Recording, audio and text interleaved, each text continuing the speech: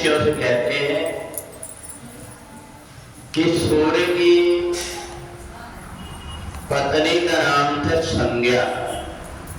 भगवान सूर्य का इतना तेज था, उस तेज से हमेशा संज्ञा दुखी रहती थी और उनके 2 संतान हुए, जुड़वा संतान हुई। परंतु देखा संज्ञा ने कि मेरा पूरा शरीर जला जा रहा है, मैं सूर्य के तेज को सहन नहीं कर पा रही हूं। तो उन्होंने नारद जी से पूछा कि मैं क्या करूं। कहा कि तुम एक काम करो, अपना छाया यहाँ छोड़ करके तुम तपस्या करने चले जाओ, तुम्हारे अंदर भी तप के कारण तेज बढ़ जाएगा, फिर भगवान सूर्य के जैसे तेज तुम्हारा भी हो जाएगा। उन्होंने मंत्र बताया, संज्ञा चली गई अपनी छाया अपने जैसी छोड़कर। सूर्य को इस बात का पता नहीं लगा और सूर्य और संज्ञा से जो संतान जुड़वा हुई उनका क्या नाम था? यमुना और यम, 2 जुड़वा भाई बहन हुए। अब इधर थोड़े दिन के बाद में छाया से भी संतान हुई, ताप्ती और शनि। तो जिस समय पर ये जब संतान हुई तो संज्ञा का व्यवहार बदल गया यमुना और यम के साथ में। तो दोनों ने सोचा कि यहाँ रहना ठीक नहीं है। यमराज ने अपनी एक नगरी बसा दिया जिसको कहते हैं यमलोक।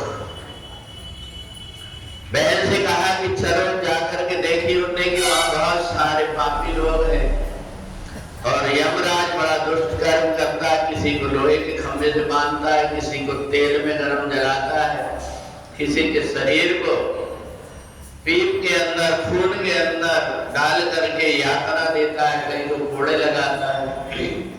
यमुना ने कही मैं ऐसी जगह नहीं रह सकती। यमुना वहां से गोलोक धाम चली गई। गोलोक धाम चली गई तो बहुत दिनों के बाद में यमराज को अपनी बहन की याद आई, यमुना की, कि मेरी बहन पता नहीं इस समय कहाँ होगी। तो ढूंढने के लिए भेजा। दूतों ने बहुत प्रकार से ढूंढा परंतु पता नहीं पाया। आखिर यमराज को ढूंढने गया, उसने देखा कि गोलोक धाम में अपनी बहन है। दोनों बहन भाई बहुत दिनों के बाद मिले, बड़े प्रसन्न हुए। जब बढ़िया से भोजन लेकर के कराई यमुना ने, यमराज बड़ा प्रसन्न हो गए। कहा बहन तू वरदान मांग ले। तो कहा वरदान में मेरे को ये दे दो कि जो भी मेरे में स्नान करेगा वो तुम्हारे लोक में नहीं जाएगा। यमराज बड़ी चिंता में पड़ गया कि मेरा यमलोक तो खाली हो जाएगा, मेरे को अकेले रहना पड़ेगा, मेरी बची हुई बस्ती मिट जाएगी। तो यमुना ने कहा चिंता मत करो, केवल कार्तिक मास के शुक्ल पक्ष की द्वितीया के दिन जो भी व्यक्ति स्नान करेगा वो तुम्हारे लोक को नहीं जाएगा। तो इसलिए यमराज ने वरदान दे दिया। तो यम द्वितीया के दिन बहन और भाई का एक त्योहार होता है जिसमें बहन भाई एक दूसरे से मिल करके और तिलक लगाते हैं और दोनों की दीर्घायु की कामना करते हैं।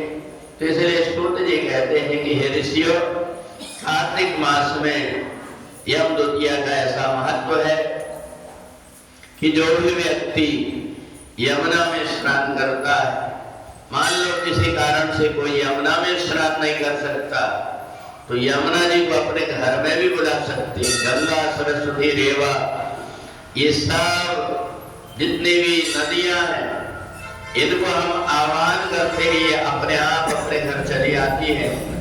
तो इसलिए जो भी यम द्वितीया के दिन माता यमुना का नाम लेता है, उनकी जयकारा लगाता है, वो यमलोक से बच जाता है।